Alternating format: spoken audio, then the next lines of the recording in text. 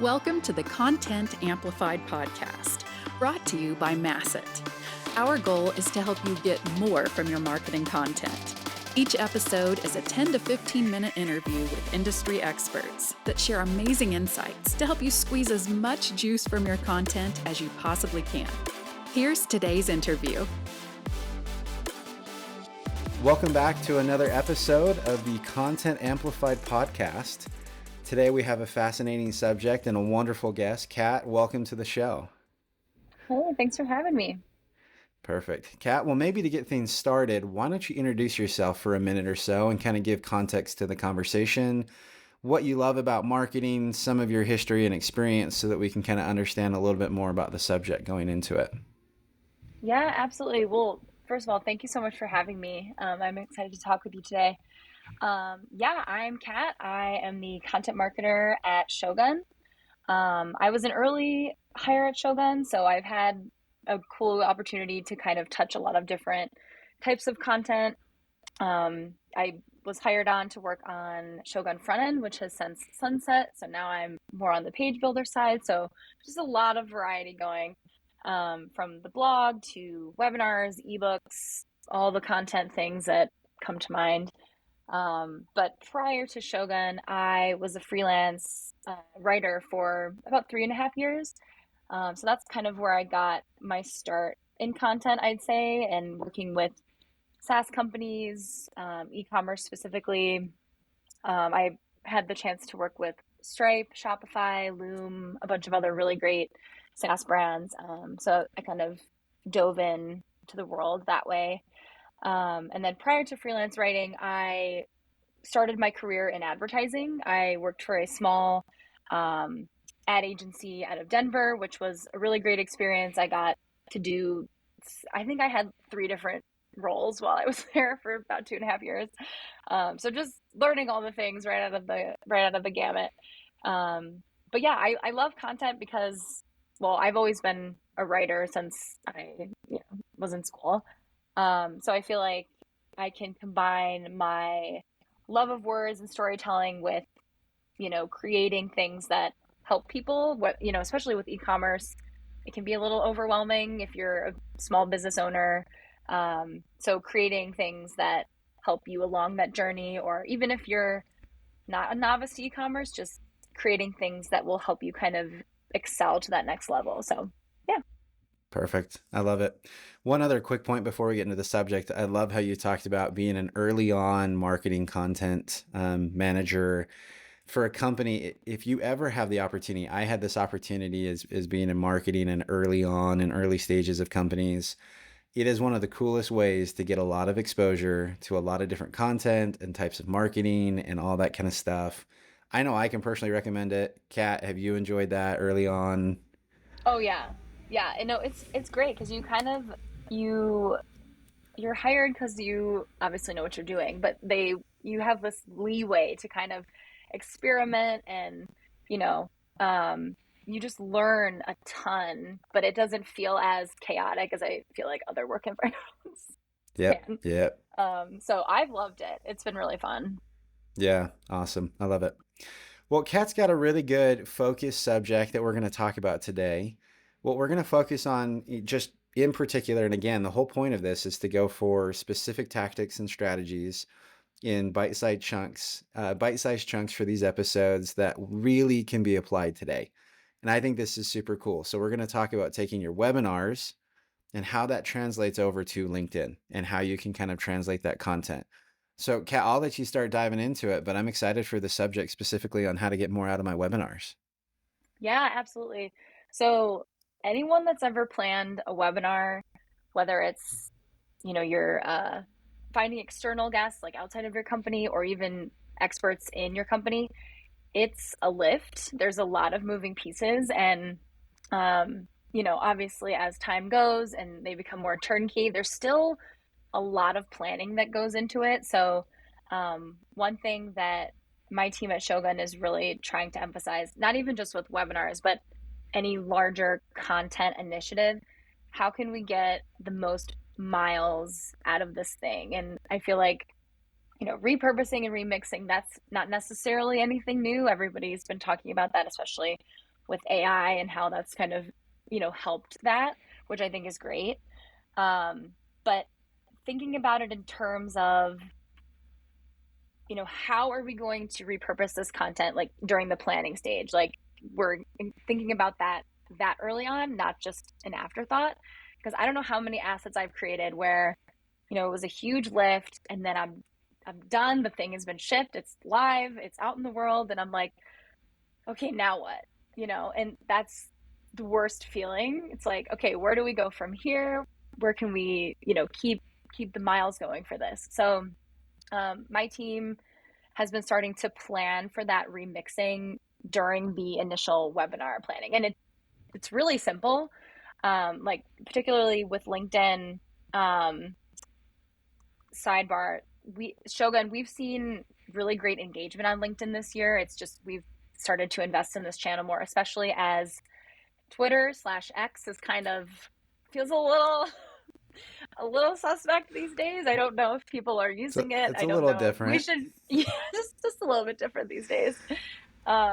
So we've sort of shifted focus primarily to LinkedIn, and we've seen a lot of great engagement there. Um, but figuring out what sort of content should we create for a webinar that could show up really well on LinkedIn, and I feel like this year, carousels have really had a moment. Everybody's got a carousel going. So, um, as we're planning our webinars, figuring out like, okay, I have the things I know I'm going to talk about. I can create a carousel. We use Canva. It's really great. You can, if you have the business plan, you can upload your brand colors, style guide. You can, if you have a design team, you can have them create templates. So it's even faster for you to create stuff. Um, Shogun is pretty nimble, or we have a really lean marketing team, so we love things like that. Um, but yeah, I'll create like a LinkedIn carousel ahead of time so that when the webinar is done, goes live, and it's in people's inboxes for the replays, I can start churning out that sort of content pretty soon after, and it's evergreen most of the time, or that at least what we've been focusing on. So um, yeah, just figuring out how to get more miles out of something that is such an enormous, at least in my opinion, such an enormous planning content asset. Yeah, no, that's great. So when you're doing that, I love how you prepare for it beforehand, right? So it's not we produce the content and then, oh shoot, how do we get more out of it? But it's that whole planning stage.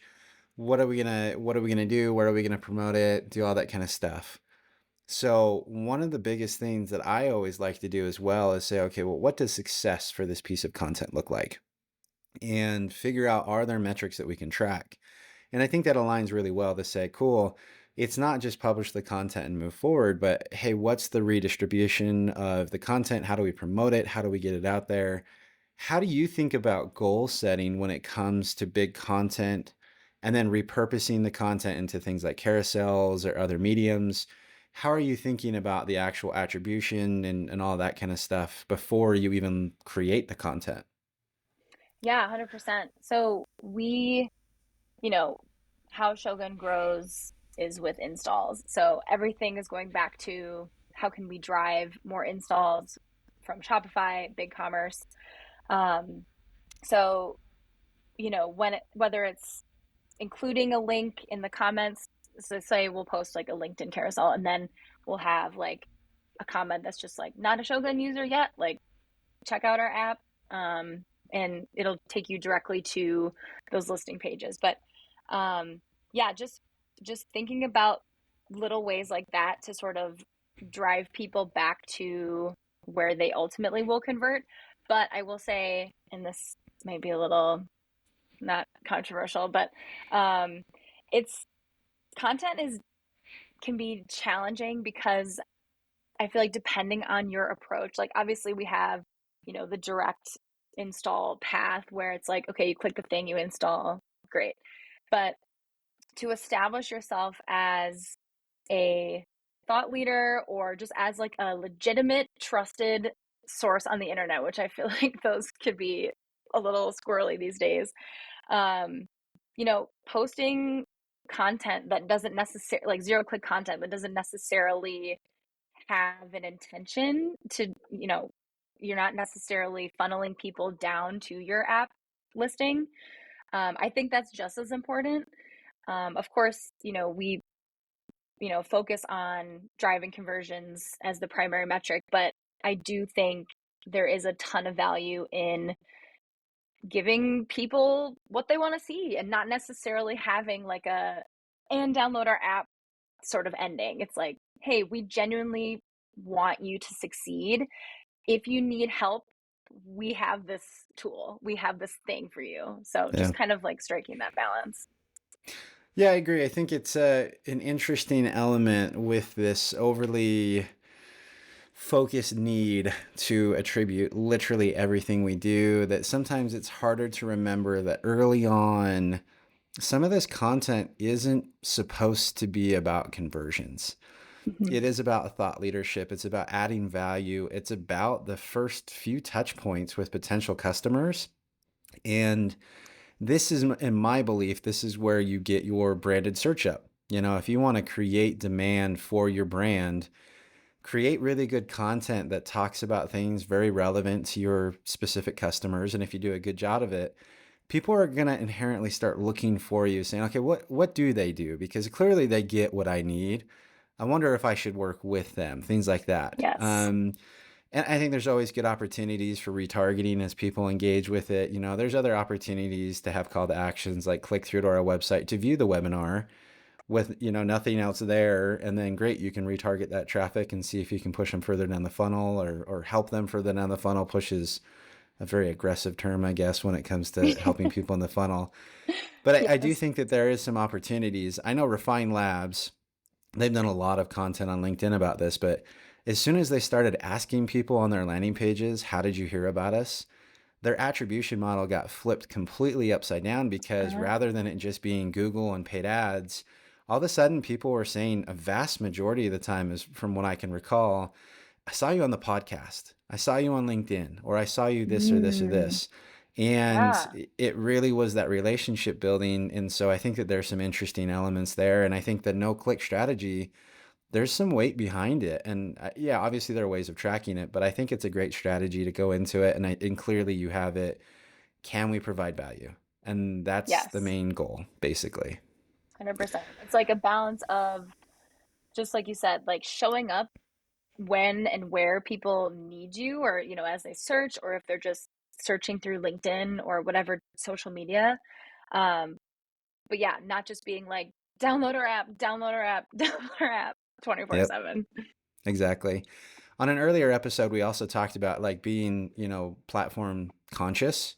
If you're advertising on TikTok for like a really specific technical product, that may not be like the greatest thing that you can do, because that's really like a release mechanism for people. They're looking for a break from life. But what about creating just humorous content, or something that's just uplifting, fun, beneficial, and being aware of that without having to do something else? I mean, you think about it in real life. If you're at a sports game but refuse to talk about that sport, and all you can talk about is the encyclopedia or something like that, obviously people aren't going to want to go to sports games with you anymore. And Yeah, so I think 100%. that there's some good stuff there as well. All right, any last tips when it comes? I mean, I love the Canva. Canva is amazing. The webinar situation, pre-planning your content and how you redistribute. Any other last inside thoughts to close off the episode?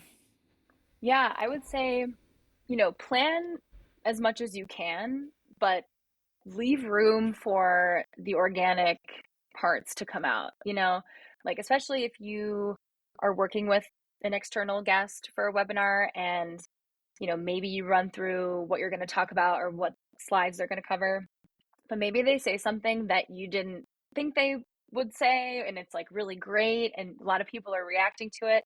Like, leave room for those moments. And that's where tools like Canva are so great. It's like, oh, somebody said this great thing on your webinar, awesome, pop it into a Canva template and put it on LinkedIn and keep spreading it. So you know don't get too caught up in the planning, which I know as marketers we are hardwired to plan everything, but I think a lot of good can come from just seeing how things go and reacting accordingly. I love it. Perfect. Thank you so much. Well, this has been super helpful. If people want to connect with you, what are the best places for them to go to further the conversation with you? Yeah, absolutely. So feel free to say hi on LinkedIn. Caitlin Gaddy is my name on LinkedIn. Cat is just my nickname, but yeah, LinkedIn is a great place. If folks are still on Twitter/X, you can find me there too. I'm admittedly not as active on there, but I still check in every once in a while. And then come on over to the Shogun blog. We're constantly churning out all the helpful things. So yeah, Perfect. And we'll link to everything in the show notes for anyone to be able to find Kat and all that material. So thanks for being on the show. Appreciate it. awesome. Thanks, Ben. Thank you for listening to the Content Amplified podcast. Please subscribe and leave us a review. And for additional ways to get more out of your content, visit our website at getmasset.com. That's getmasset.com. And tune in next time to the Content Amplified podcast.